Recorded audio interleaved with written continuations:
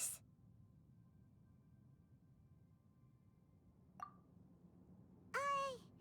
We're here to find Greater Lord Rukkhadevata, right?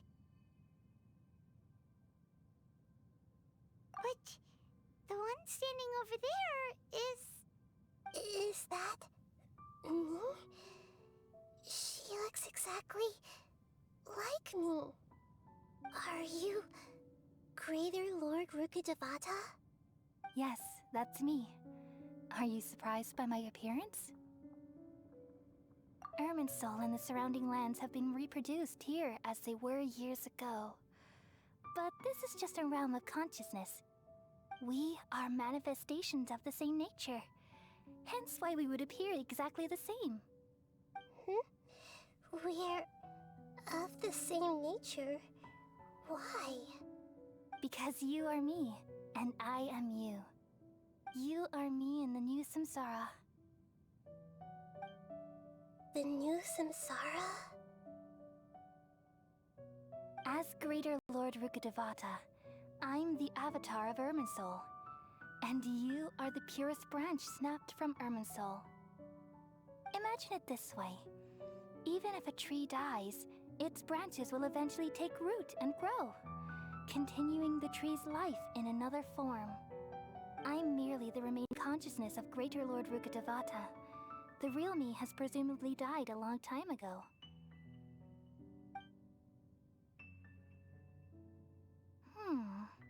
Judging from your appearance, I've probably been dead for 500 years. But you're finally here. My new self in the samsara.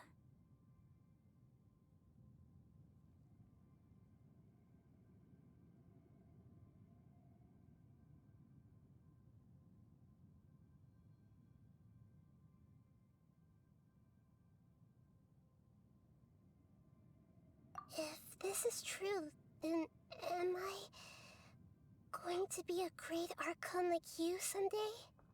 Though we share the same nature, our fates are bound to be different. All things have their own fate. When a branch grows into a mature tree, it won't be the same as the original tree. That's why fate is the ultimate knowledge, isn't it? That's a great insight. Yes, very good. It's also precisely why you won't become like me. Really? But perhaps you may become an even greater archon than I.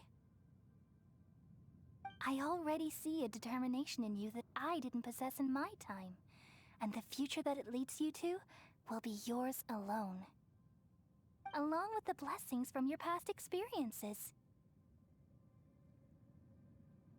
Don't worry. The growth of wisdom is like that of a plant. You only need to wait quietly for the flower to bloom.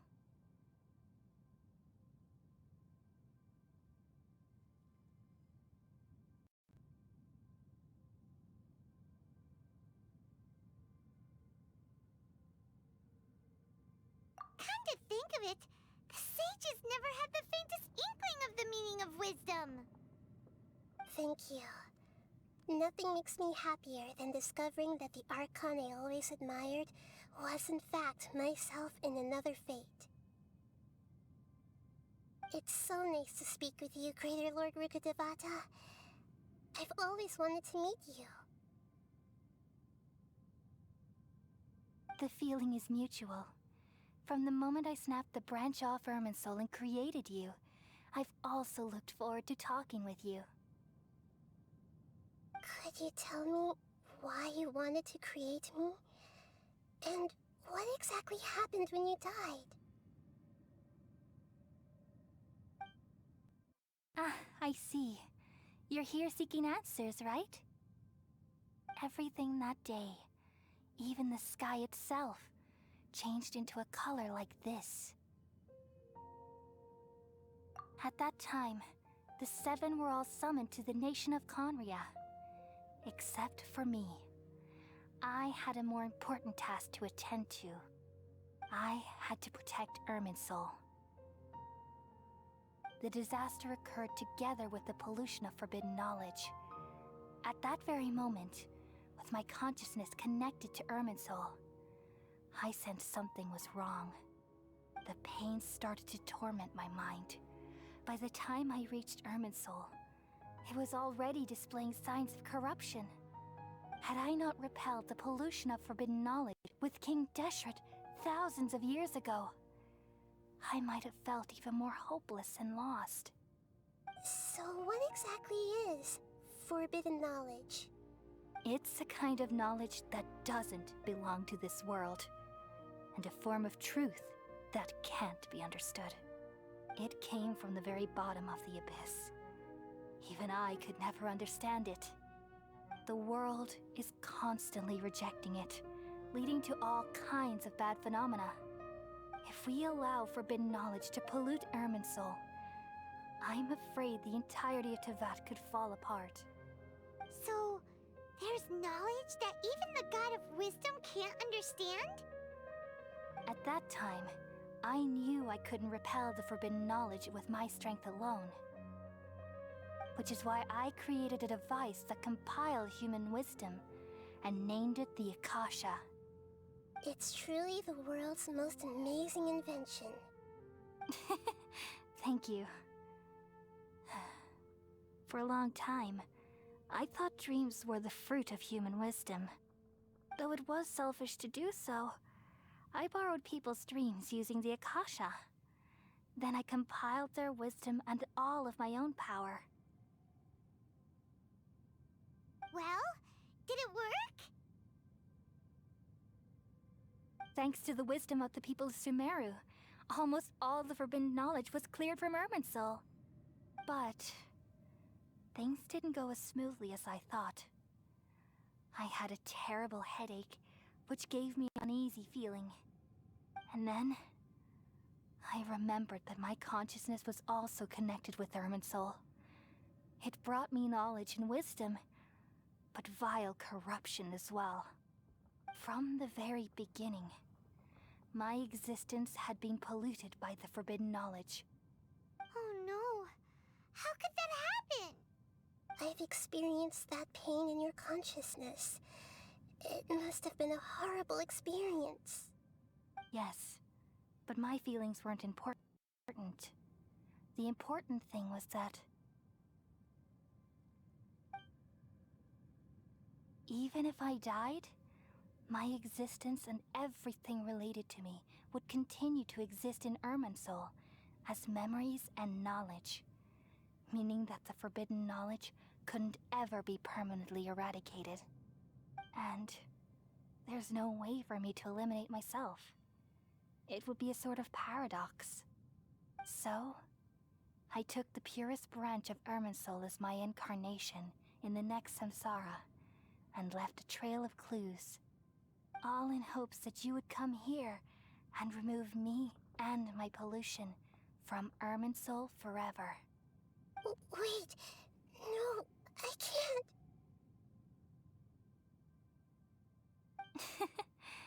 So you realize what that implies. You are very smart indeed. Irminsul has all the knowledge and memories of this world. And as you've realized just now, removing me from Irminsul means I essentially will never have existed in this world. But this is the only way to save Irminsul. People love you so much, and they've missed you so much over the past 500 years. I am exactly the same. So how can we just forget you like this? Is there really no other way? There must be something else I can do.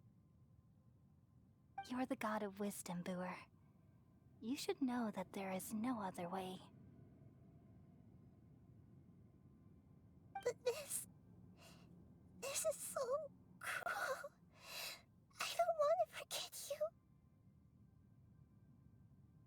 No need to feel so sad, Booer. As someone who delights in wisdom, you should feel joy at finally finding the answer. These are the words in their entirety. The answer you've been seeking all along. Let the world completely forget me.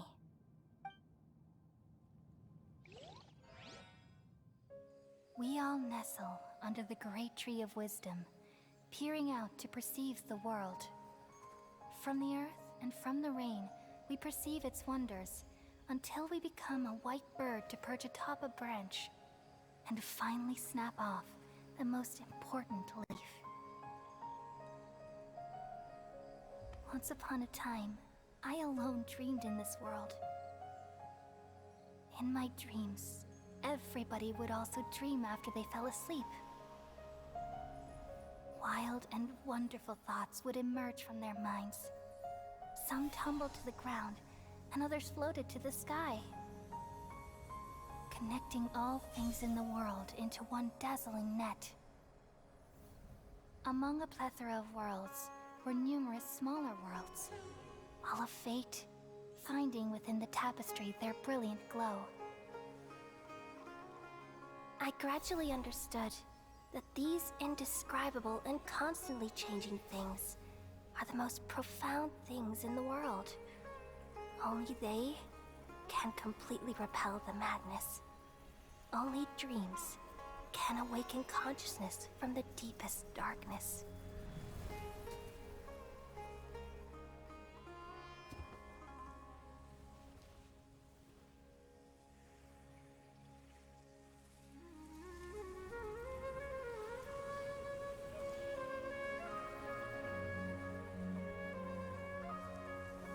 I'm the one who posed this question, yet also the one who sought a solution. Saving the world with the dreams of the people used to be my answer. And now, you've also found your own answer, and I shall return all the dreams to the people.